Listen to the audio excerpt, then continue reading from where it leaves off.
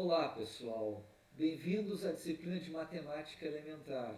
Eu sou o professor Carlos Campani, eu sou docente na Universidade Federal de Pelotas, sou professor lotado no Instituto de Física e Matemática, Departamento de Matemática e Estatística, e a gente vai desenvolver ao longo desse semestre, então, a disciplina de Matemática Elementar. Bem, para cursos, fora os cursos, evidentemente o curso de matemática, para outros cursos, né, resta a pergunta, para que matemática elementar no meu curso, né? Então eu resolvi fazer esse pequeno vídeo, um vídeo bem curto, né, tentando mostrar um pouco como a matemática ela permeia essas áreas, né, todas, né? Então vamos começar, ok? Então, em primeiro lugar, né, a matemática, né? O que a matemática é? A matemática é uma linguagem concisa e precisa que possibilita a manipulação de dados e a extração de conclusões a partir desses dados numéricos, né? A ideia é converter um problema, um fenômeno, um evento qualquer, químico, biológico, mecânico, enfim, astronômico, né? Converter esse problema da linguagem coloquial, que é a linguagem informal, para uma linguagem matemática, né? Para formalizar numa linguagem matemática. Isso evita ambiguidades, né? Porque a linguagem coloquial, a linguagem natural, ela é cheia de ambiguidades, né? Então, a primeira vantagem de se trabalhar com a linguagem matemática é evitar ambiguidades. A segunda é possibilitar simulação em computadores. Isso facilita os cálculos. Eu posso pegar esse problema expresso na linguagem matemática, né, e colocar os computadores para me tirar conclusões sobre isso, né, para simular esse fenômeno e estudar esse fenômeno usando os computadores, né.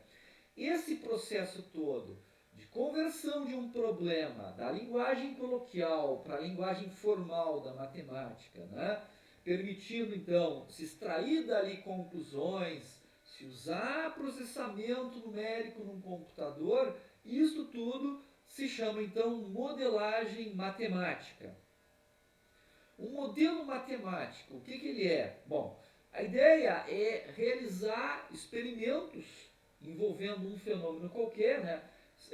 Realizar observações a respeito deste fenômeno e formalizar as propriedades e observar relações nesses experimentos através de expressões matemáticas, né? Essa formalização dessas propriedades e essas relações expressas matematicamente então são chamadas de modelo matemático, né? E eu posso, a partir desse modelo matemático, comparar os resultados obtidos pelo modelo com os resultados obtidos experimentalmente, né? A ideia da modelagem matemática, é óbvio que aqui eu não vou mostrar, eu não vou me aprofundar, né? Mas esse quadro aqui apresenta então a ideia completa da modelagem matemática. Do lado, aqui do lado, para vocês desse lado, do lado então do lado direito de vocês, né, a gente tem a parte matemática. Do lado esquerdo de vocês, nós temos a parte não matemática, a parte experimental, né? E no meio a gente tem o processo que relaciona então esses dois lados, né, dessa lâmina. Então, de um lado, nós temos o problema não matemático, nós temos a experimentação e nós temos os dados experimentais que foram coletados então na experimentação, né? Do outro lado, do lado oposto, nós temos um modelo matemático, nós temos um estudo analítico e numérico, do qual nós extraímos uma solução matemática e aplicamos, né? No meio disso tudo, nós temos primeiro o processo de abstração, que é o processo de determinação de um modelo matemático que represente aquele fenômeno. Nós temos o processo, então, de modificação que é aquele que trabalha tentando casar os dados experimentais com o modelo matemático. E nós temos o processo de validação, que é aquele que tenta comparar, né, e verificar a concordância entre os dados experimentais e os dados obtidos, né, e os resultados, as soluções obtidas pelo modelo matemático. Então isso, basicamente, se eu não quero me aprofundar, seria então a modelagem matemática.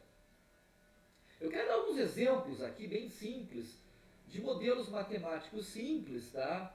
Para tentar mostrar um pouco, um vislumbre, né? É óbvio que os modelos matemáticos que se trabalha nas áreas de biologia, química, e são modelos matemáticos muito sofisticados, eu não vou falar sobre eles, né? Eu vou falar sobre coisas bem simples.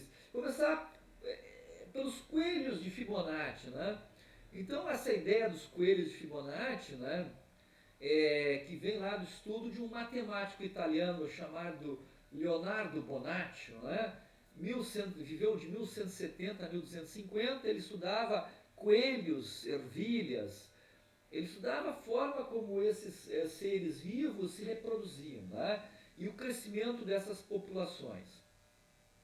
Basicamente, o modelo matemático que ele encontrou, né, o modelo dos coelhos de Fibonacci, ele permite formalizar matematicamente padrões que são observados na natureza. Crescimento de populações, padrões geométricos em conchas e diversas outras coisas. Tá? Vamos falar então de coelhos, né? Então a ideia é verificar como uma população de coelhos se reproduz e como essa população cresce.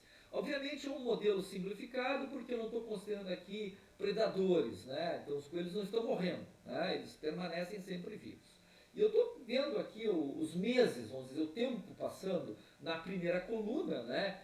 Então imaginando ali um mês zero inicial, depois o primeiro mês 1, 2, 3, etc., né? Imaginando então os casais de coelhos e o número de casais que nós temos. Então, começamos então com 0 casais. Bom, 0 casais não se reproduzem. Eu tenho que introduzir então um primeiro casal. Então, no mês 1, eu introduzo um casal, mas é um casal jovem. Ele não está ainda maduro para se reproduzir. Então, no mês 1, eu tenho um casal, mas ele não irá se reproduzir. Então, no mês 2, que é o seguinte, que é a terceira linha aqui dessa tabela, eu tenho esse mesmo casal que era jovem, passou um tempo, ele se tornou adulto, mas continua sendo só um. Ele não se reproduziu porque ele não estava ainda maduro sexualmente para se reproduzir. Muito bem. Do mês 2 para o mês 3, aquele casal adulto, ele permanece adulto, só que agora, como no mês anterior ele já era adulto, ele já se reproduziu e produziu um novo casal jovem. Então nós temos o casal adulto, que é o casal anterior do mês 2, e mais a prole dele, que é um novo casal, né? Esse é um casal jovem. Agora, no mês 3, nós temos 2 casais. Bom, no próximo mês, que é o 4º mês, o casal adulto continua, né? Meu modelo não tem morte dos coelhos, não tem predadores, né? O casal jovem, ele se torna adulto, mas ele não se reproduz. E o casal que era adulto no mês anterior, ele se reproduz e produz um casal jovem. Então agora no 4º mês, eu tenho 3 casais. 5º mês, os 2 casais adultos permanecem, o casal jovem se torna adulto, ele não se reproduz, mas os 2 casais adultos se reproduzem e produzem 2 casais jovens. Total no 5º mês, então, 5 casais. 6º mês, os 3 casais adultos estão aqui, os 2 jovens se tornaram adultos e os 3 adultos do mês anterior produziram 3 casais jovens, somando um total de 8 casais. Agora, os 5 casais adultos no 7º mês permanecem aqui, os 3 jovens eles se tornam maduros, adultos, e os 5 casais adultos do mês anterior se reproduziram e produziram 4 casais jovens. Desculpe, 5 casais jovens. Soma total, 13 casais, então, no 7º mês. Bom, a regra, se vocês observarem ali, é o seguinte: para o mês seguinte, né, ao N, né, mês N mais 1, a soma de coelhos, né, vai ser o número de coelhos do mês anterior, né, o mês N, e o número do anterior a esse, o mês N menos 1. Né? Então, o próximo mês sempre é a soma dos coelhos deste mês e do anterior, ok? Essa é a regra, é só olhar lá. Muito bem. Pois é, por incrível que pareça, esse padrão para coelhos, para crescimento de população de coelhos, ervilhas e outros, também se manifesta, por exemplo, em algumas estruturas da natureza, como essa concha, né, que ela tem uma estrutura geométrica que acompanha a série Fibonacci. Vamos ver como é que isso é feito aqui nesses quadrados e retângulos que aparecem aqui. Começamos com o retângulo de lado 1. Isso corresponde ao primeiro termo da série Fibonacci, o 1. Né? Então, o 1, eu projeto esse lado aqui é projetado aqui, e somado a esse quadrado de lado 1, projeta um lado 1 para cá, e forma um outro quadradinho de lado 1, determinando então a soma dos dois, um retângulo, né, de um lado 1 e um lado 2. Né? Então agora o novo elemento que foi adicionado é um quadradinho de lado 1. Isso equivale então ao segundo mês, né? 1. Agora eu projeto esse lado aqui agora, ó, é um lado 1 e um lado 1. Esse lado aqui projeta aqui um lado 2, né? Eu vou projetando, né? Eu vou desdobrando os quadrados, formando um retângulo cujo lado aqui é 2. Isso equivale ao terceiro mês, né? Terceiro mês que na série de Fibonacci, a série dos coelhos de Fibonacci, né? Isso aqui forma uma série chamada série de Fibonacci. Então agora é 2. Bom, a sequência então é que agora eu projeto 2 aqui, né? E somado com o 1 que já tinha lá, fica 3. Pois eu projeto esse 3 em cima do 2, fica 5, 8, 13. Bom, estou notando que essa sequência aqui é a sequência de Fibonacci, né? A sequência dos lados desses quadrados, né? Formando esses retângulos, é a sequência de Fibonacci. E que se vocês pegarem aqui esse movimento, é exatamente o formato então do caracol, né? da concha. Ok? Então é interessante que a série de Fibonacci aparece nessas estruturas da natureza. Não só no caracol, mas aparece num monte de coisas da natureza. Né? Por exemplo, aqui na primeira imagem, galáxias em espiral, elas seguem esse padrão em espiral da série de Fibonacci. Né? Flores, observe que o padrão da série de Fibonacci aparece aqui nessas estruturas, né? Aqui no centro da flor. Né? Aparece nesse galho aqui que ele cresce num formato que lembra a série de Fibonacci, né?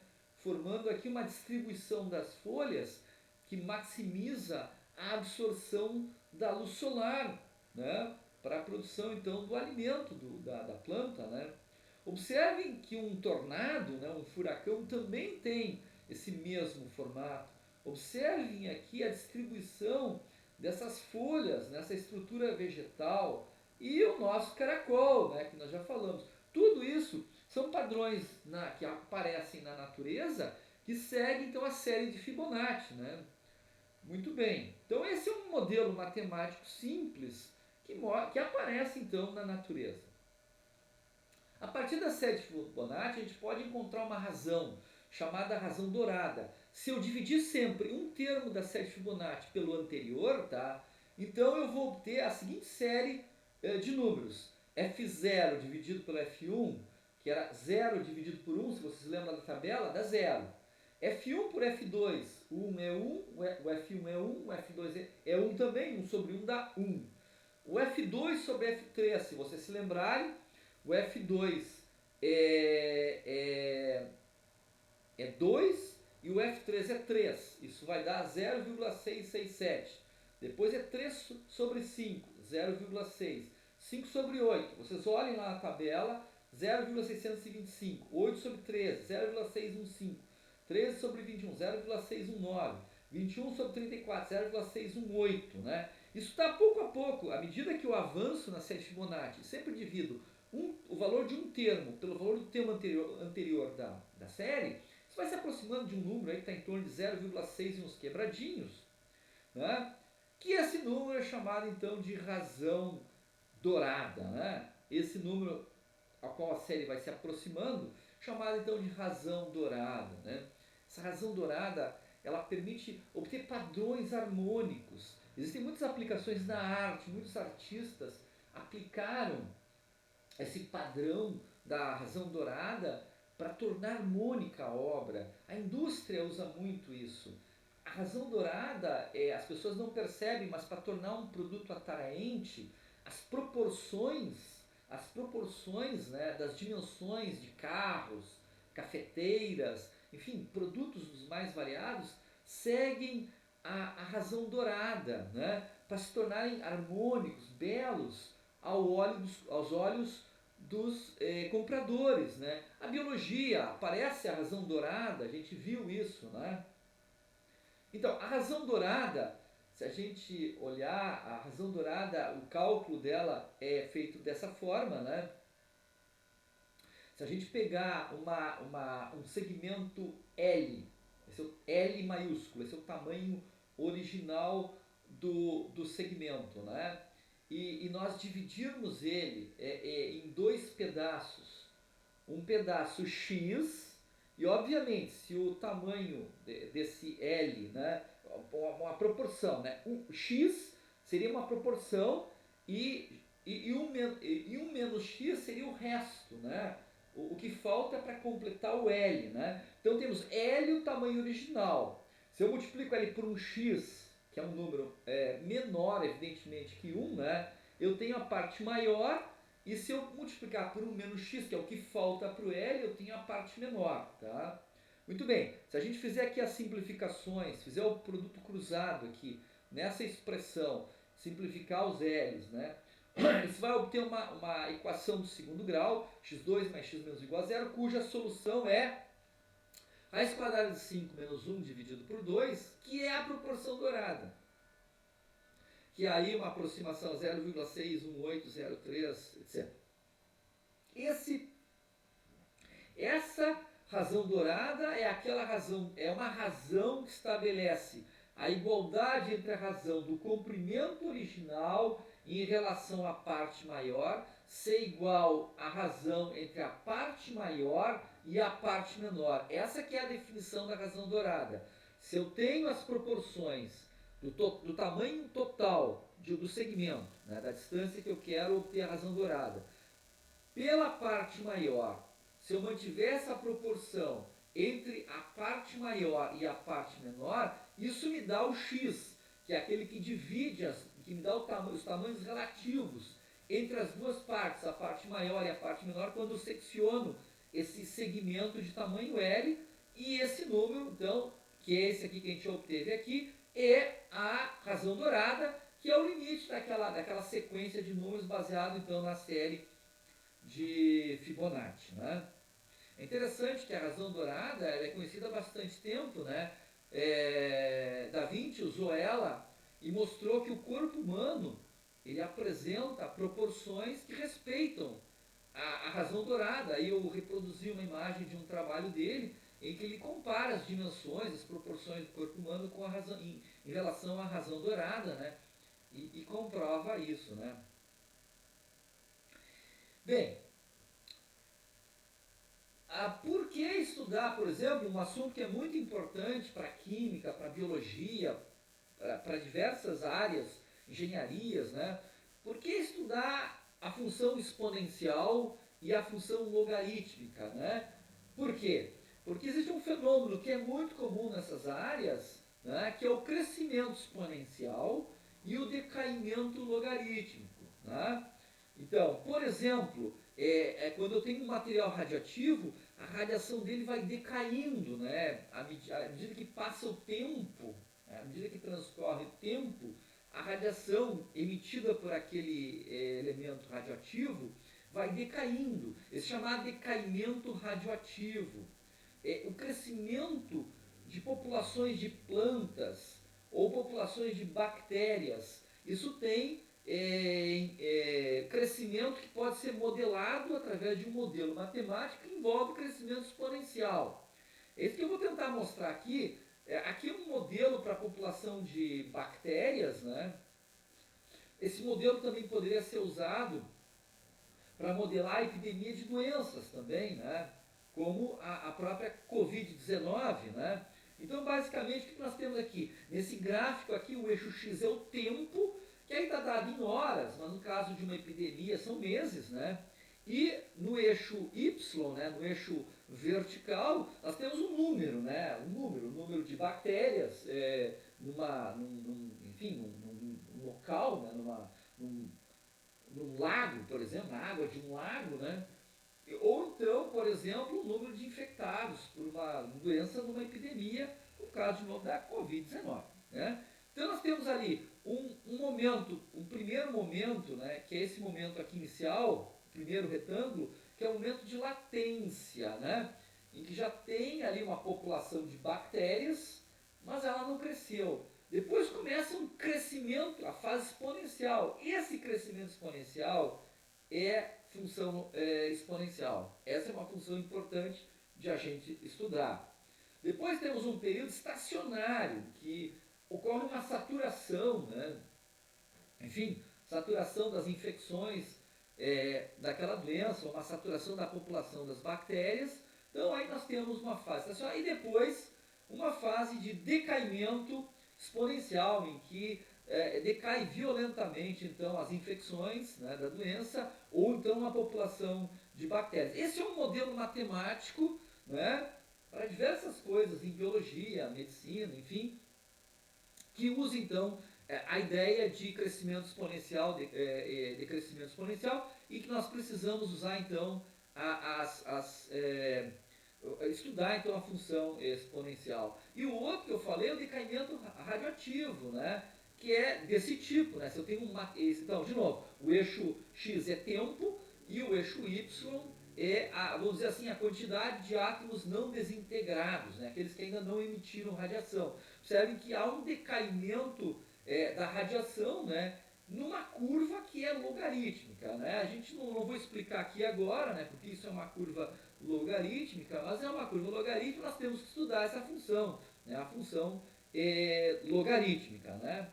Então é isso, pessoal. Era uma ideia assim bem rápida da importância da matemática nesses cursos todos: biologia, química, tecnologia de alimentos, química de alimentos, até mesmo medicina, né? De entender esses modelos matemáticos, e é isso que a gente vai tentar mostrar em matemática elementar. É isso aí, pessoal. Então, um abraço, tchau!